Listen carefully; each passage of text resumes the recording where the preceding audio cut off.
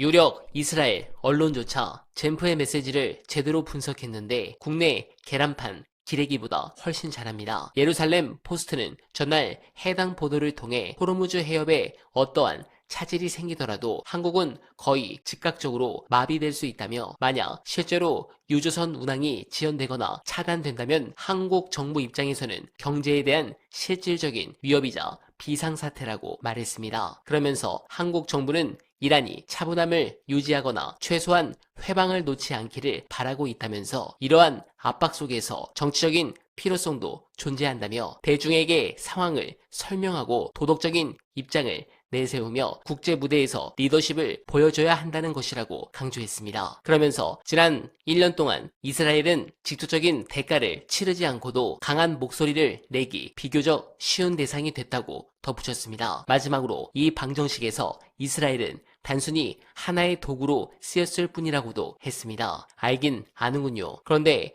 우리나라 제1야당이라는 자들은 정신이 나간 것 같습니다. 정말 후한무치한데, 관련해 우리 젠프는 오늘 언론이 크게 주목하지 않았지만 정말 중요한 말씀을 하셨습니다. 우리가 지지하는 젠프가 얼마나 훌륭한지 가슴을 두근두근하게 만들 말씀 끝까지 봐주시고 여러분들의 생각 댓글로 부탁드립니다. 이 죄형 법정주의라고 하는 게 정말로 중요한데, 우리 국민들이 일상적인 삶을 살아가면서 이건 죄지, 이건 처벌되는 일이야 라고 인식하고 그 행동의 기준점을 마련해 주는 게 형벌이잖아요. 형벌. 근데 이게 행동의 기준은 여러 가지가 있잖아요. 도덕. 예를 들면 이건 이러면 안 돼. 이런. 그러나 제재는 없는, 비난받는 정도?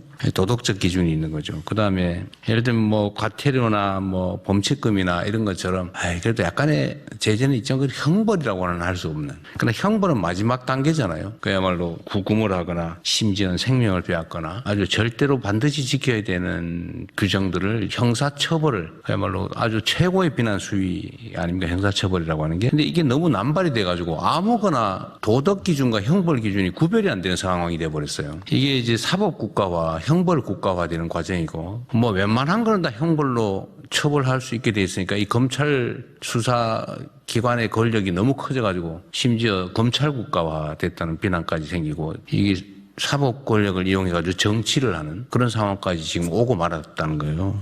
지금 드러나는 현상들로는 죄형 법정주의가 사실상 무너졌다. 도덕적 비난 대상이거나 아니면 징계 대상이거나 행정벌 대상이거나 민사 배상 책임을 지는 정도 대상들도 누군가 마음먹기 따라가지고 엄청난 형벌을 가할 수 있게 돼버린 거예요. 규정이 너무 모호하고 그걸 또 확장 해석하고 또 조작하고 심지어 이러다 보니까 이게 기준이 없는 사회가 돼버린 겁니다. 이게 가장 원시적인 사회죠. 예측 불가능한 사회. 대체 뭐가 죄이고 뭐가 벌인지 알 수 없는 사회. 지금 우리가 그렇게 돼가고 있어요.